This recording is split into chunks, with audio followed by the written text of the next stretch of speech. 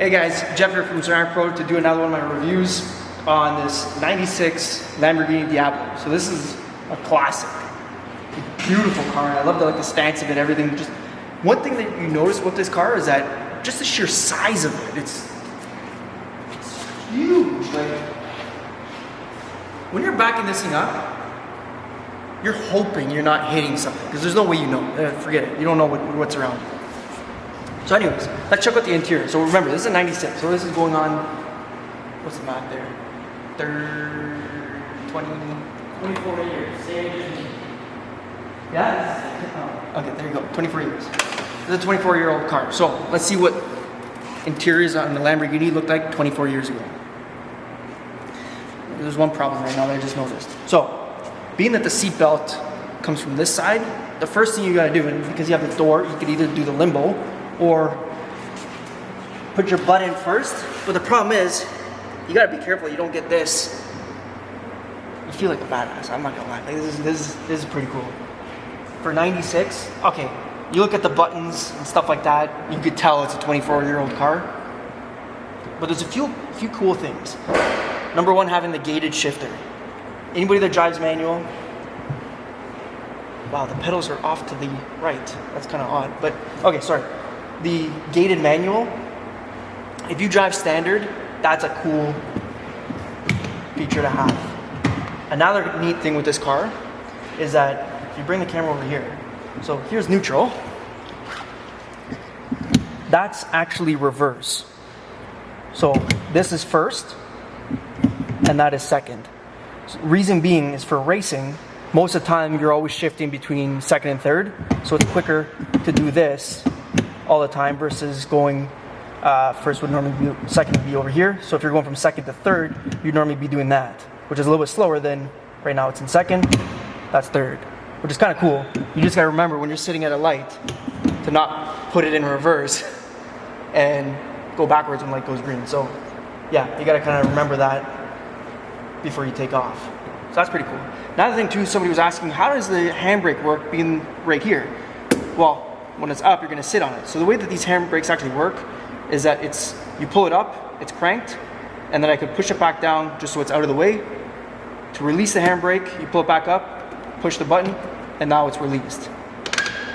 Right? It's up and down. So that's a kind of neat little thing from Lambo back in the day. New ones aren't like that, it's all electronic. And I believe the new ones, the seatbelt comes from the right-hand side, which a normal car goes from the other way. I believe the new ones don't do it this way anymore. But that's kind of cool. So this one's a Roadster, so you can take the roof off and it clips on at the back, which is really cool. Make sure you clip it on properly, because if you don't, I don't want to know how much that carbon fiber piece is if it comes flying off on the highway. Here's the key. Hold on a second. Let me go start up the John Deere. Like, what the hell is this? In 96, you could, like, for a car that was $300,000, $400,000 back in the day, for $300,000, you couldn't come up with something better than this.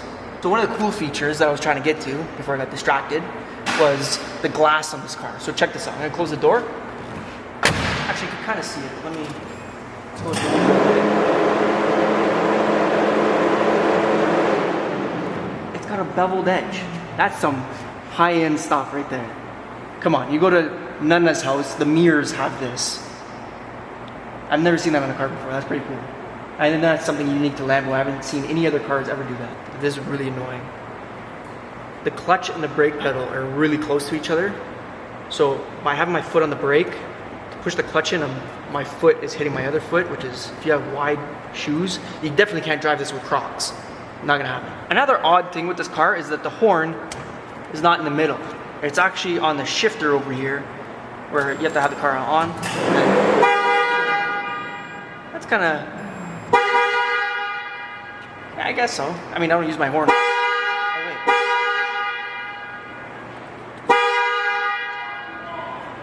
You can do it two different ways. So on the actual steering wheel, you can honk the horn, or you could use the signal. I don't see a purpose for that, but hey, Some guy named Pino probably sat down and said, hey, we need a horn over here. Okay, so my overall final thoughts on this car, it's about how it makes you feel. Just driving this around the parking lot, you feel like a somebody. Like it's hard to describe. Harley Davidson makes you feel like a badass. This thing, you show up to a bakery in this, whoo! I can't, like words can't really describe how this car makes you feel. Just, you know, driving around and whatnot. And especially knowing that this car, like there's less than 200 of them made a year. This had an 8-year run of the Diablo. And that's pretty badass. They'll know that there's only, you know, a few hundred of them made per year, where other vehicles, you know, that seem to be really rare now are making, you know, 1,000 a year, and that's pretty impressive. But these were, back in the day, handmade, only a couple hundred a year. That's crazy, and how many of them actually survived? So, I feel like that's pretty cool. Seeing one of these back in the day, it meant something. Like you could tell, like that guy was a somebody. Now you see Lambos around every corner, and it's, you know, a lease payment. I don't know if I should say that, but